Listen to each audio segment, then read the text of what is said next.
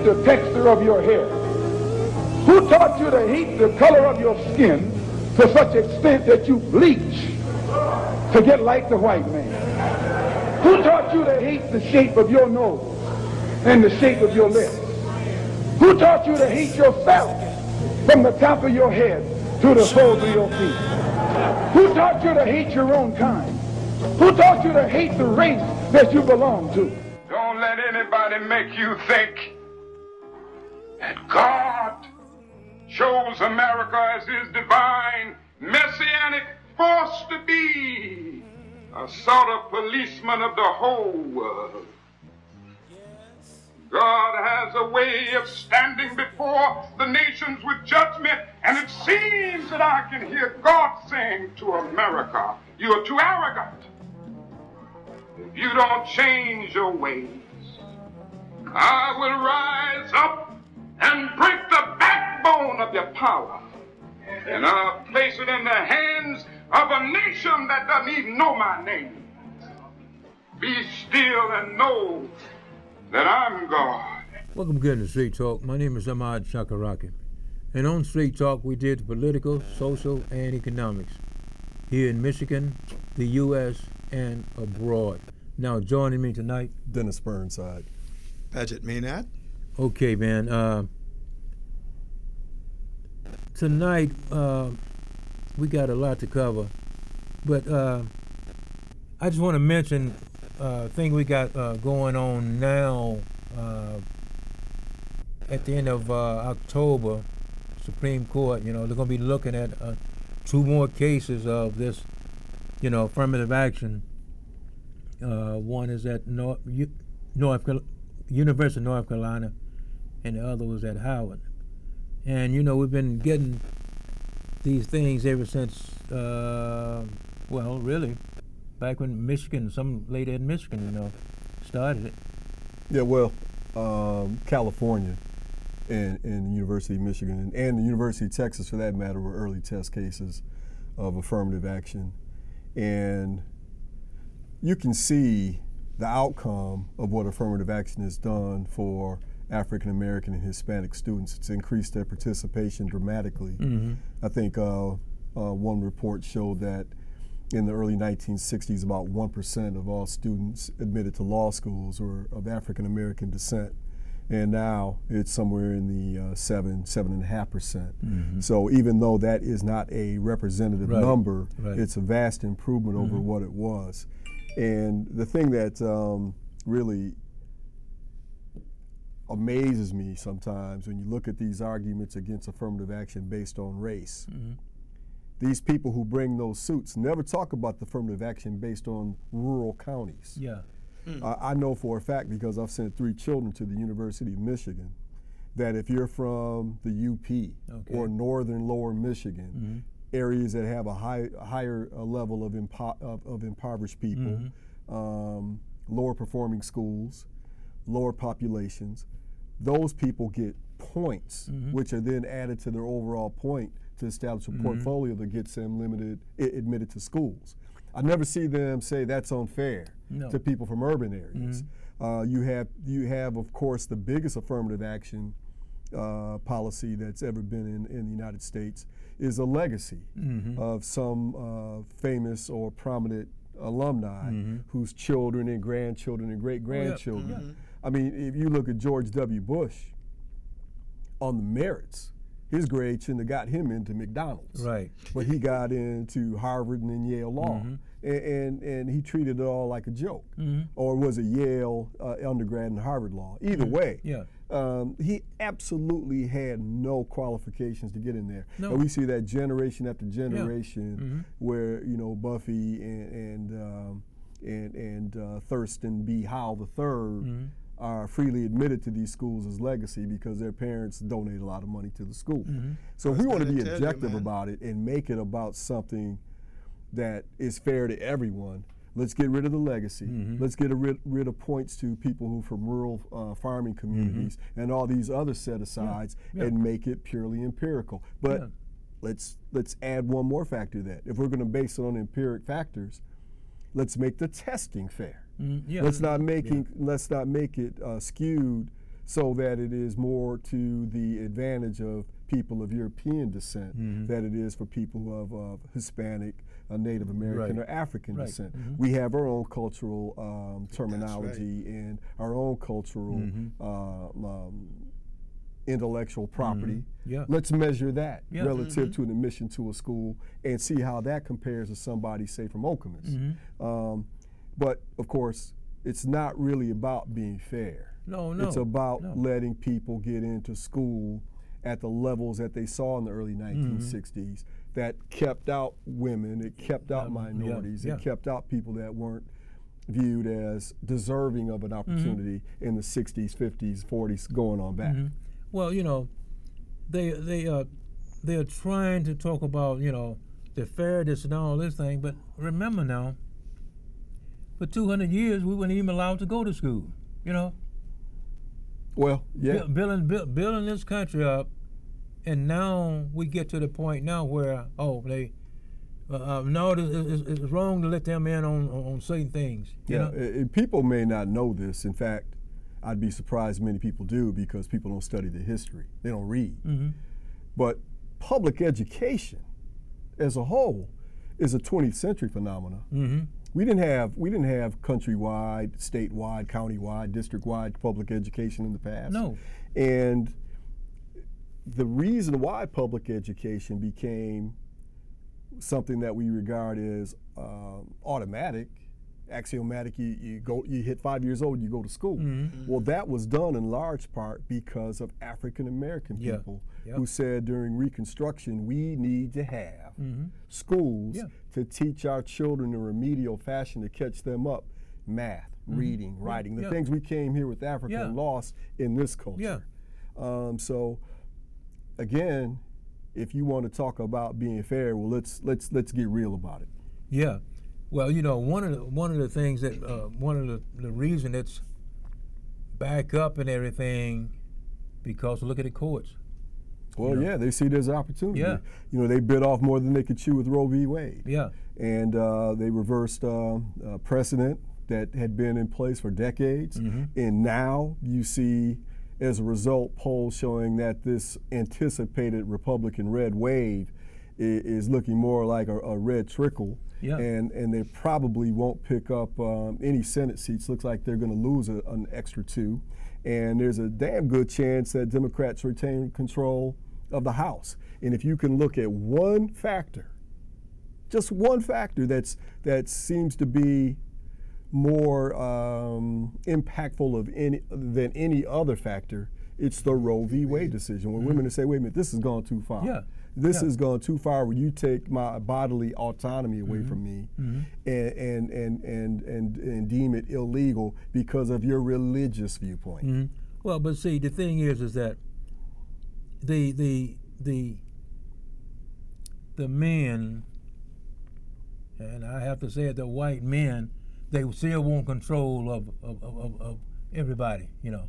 Well, you got Uncle Tom on there too, Clarence Thomas, and of course you got a handmaid, Amy Coney Barrett, who is, she was in a cult that glorified male supremacy, and treated women as supplicants and duty bound to make sure that the men were taken care of. She comes from that type of background, so she voted for it too.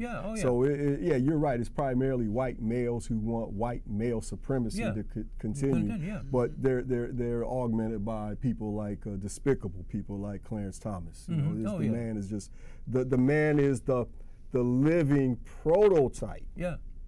For what goes wrong with affirmative action. He benefited his entire academic career from affirmative action. He gets there, and then he tells the next generation of aspiring architects, engineers, lawyers, doctors, teachers that they don't deserve affirmative action. Get there on your own merits. Pull yourself up by your own bootstraps.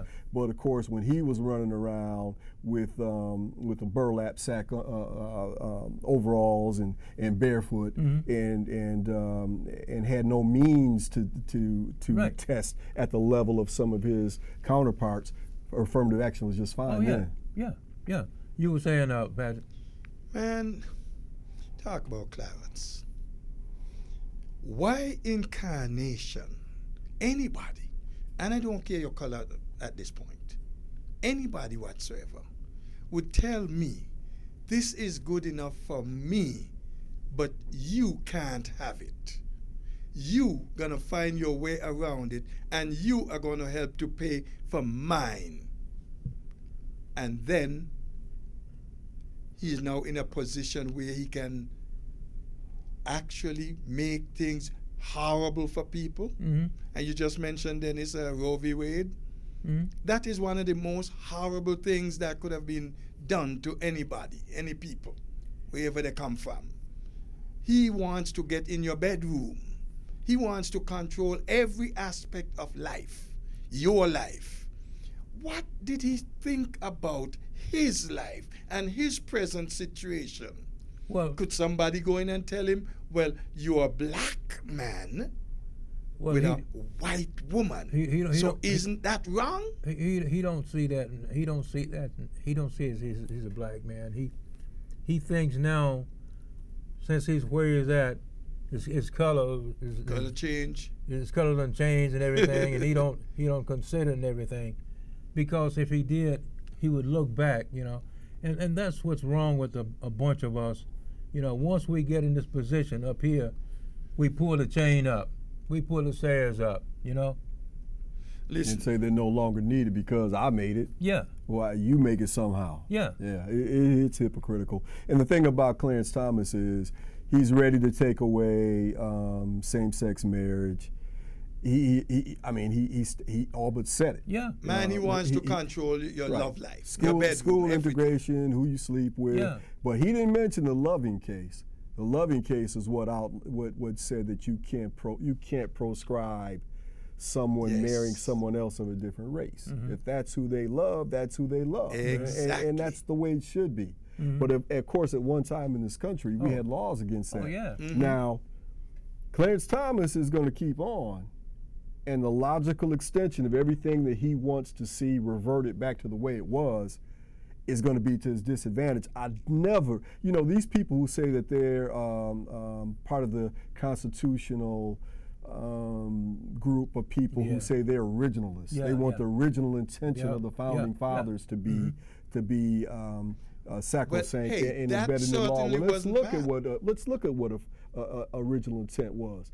First of all, most of the founding fathers, 6 of the first 7, were not Christians. They were deists. Yep. And they strictly said, we do not want church involved in state. It's separate and apart. You do your thing as you believe, but keep that out of the legislative process, executive process. Well, of course, that's being filtered in now because these originalists ignore that part of it. Mm-hmm. Oh, yeah. Also, women couldn't vote. No.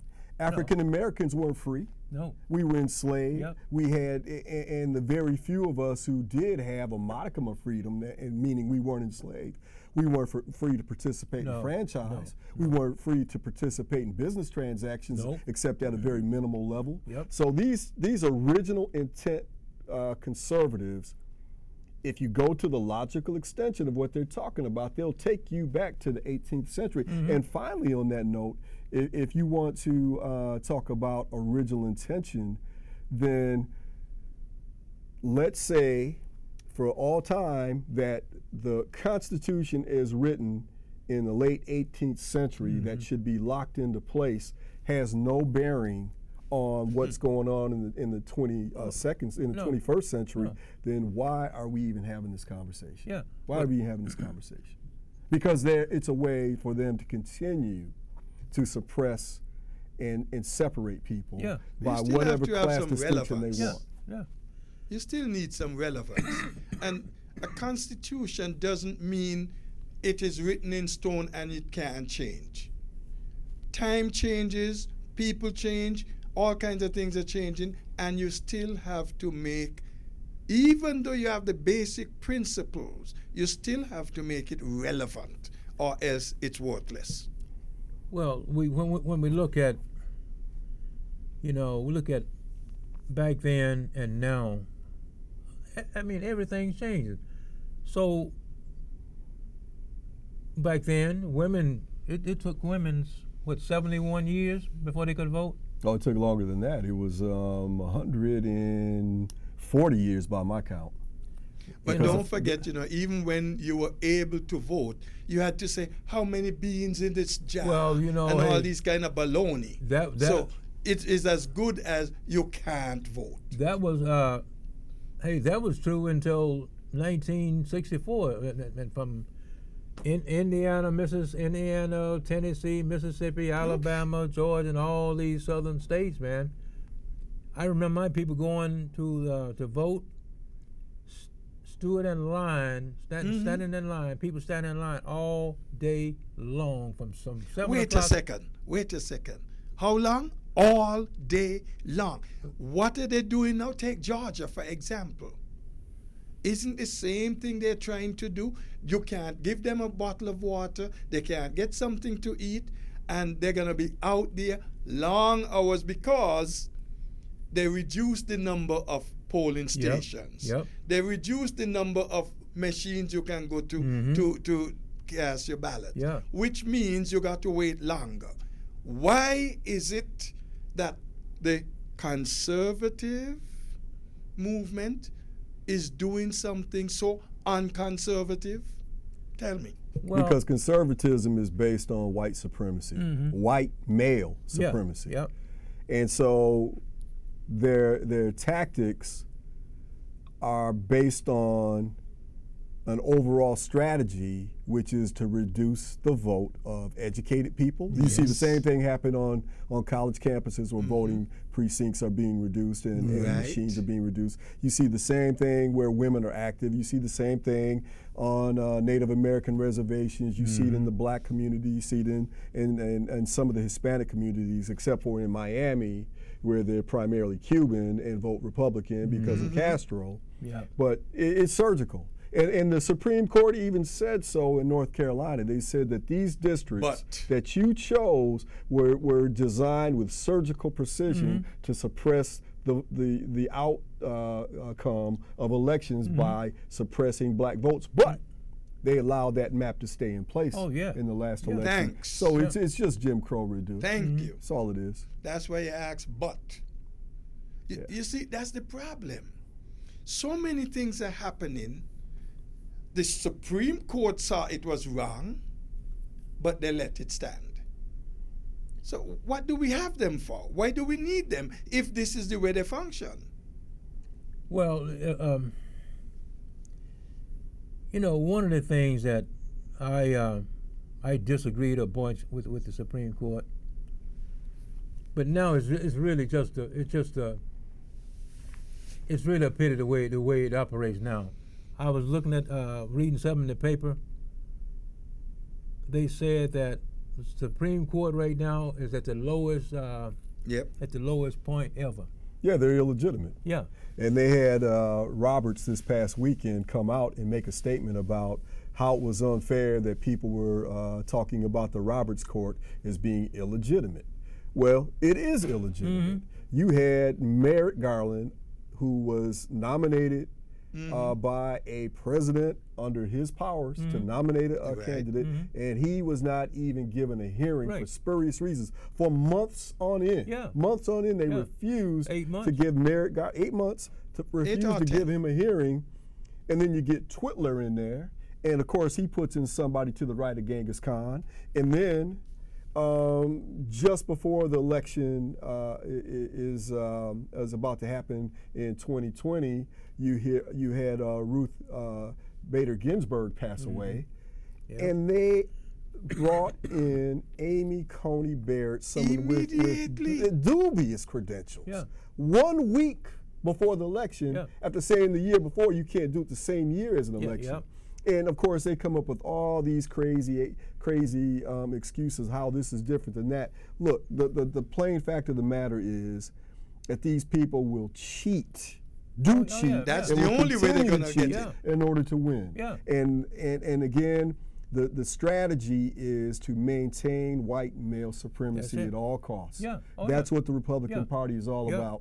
And anytime they can get somebody like the illegible, illiterate Herschel Walker, or the cooning Clarence Thomas, on their side. They say, see, we got this black guy. Yeah, but it must not be that from bad. South Carolina. When they're calling that affirmative action, we got in some minorities, affirmative action. Yeah. Look at the man from South Carolina. You know. Yeah. He wouldn't even. Oh man. He wouldn't even vote for a black woman going to Supreme Court. Now look. Long as there's someone in his family, they can others can ask, hey, didn't your grandfather he voted against her? I mean, here's a black woman, the first black woman ever to be on the Supreme Court. Hold on a second, Ahmad. It's more than just being the first black woman. It's a very, very, very qualified, experienced, knowledgeable, forthright, honest, call some more adjectives, black woman. She's more qualified. If you look at her curriculum vitae, that's a fancy way of saying resume. If you look at her CV relative to everybody else on the court, she out qualifies them by leaps and bounds. It's not even close. That includes Roberts. That includes all of them. But yet she was questioned about her qualification, wink, wink, because you see she's black. She can't be that smart. That's the implication. Look, it's a very racist nation that we live but in. Don't you forget, it's ensconced in a very racist philosophy, Western culture. And as long as we're under these auspices, we should expect these kind of outcomes. Well, I would say that ever since I got out of the moment I got out of the Army, I said one thing I was going to do: read about history of this country and the world, and I've done that, man, and I've said it up until now. From all the years back, this is one of the one of the worst countries it is, because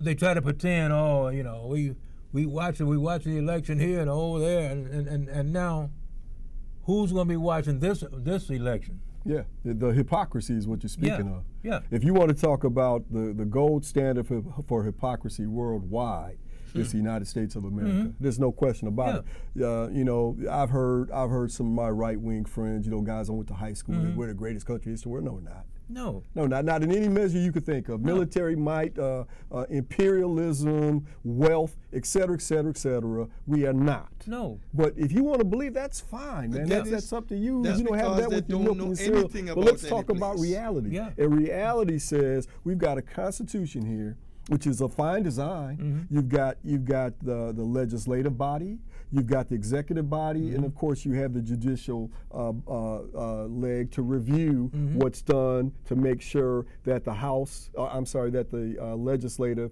and the executive branch are adhering to the Constitution. But when you have people there who are making those calls, who are corrupt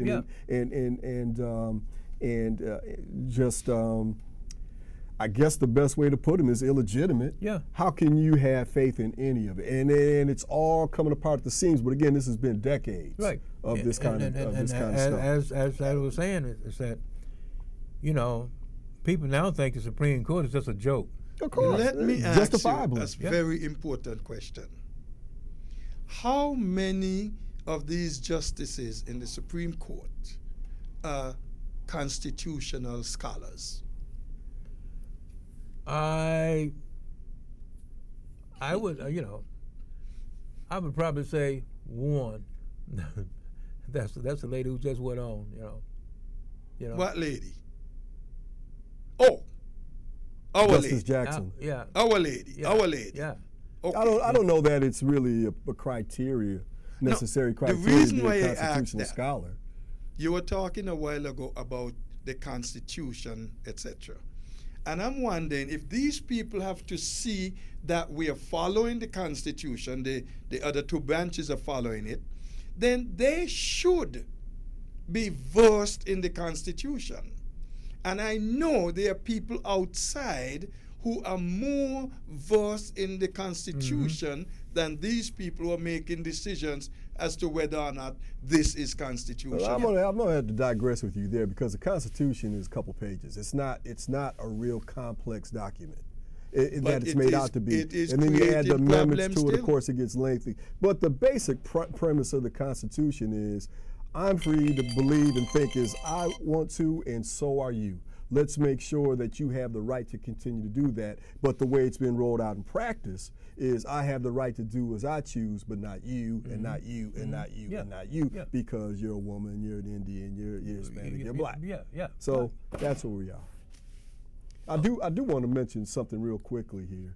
Last time we met, we talked quite a bit about the FBI serving of a search warrant at Lago. Okay. And since that time, we've had a Trump-appointed judge at the federal level, Judge Cannon, come in and put a stop to the investigation, saying that until we get a master of these materials to go through there and sort through what is privileged and what is not, we can't have any more evaluation of these documents for criminal investigative purposes. The problem with what she did is it's twofold.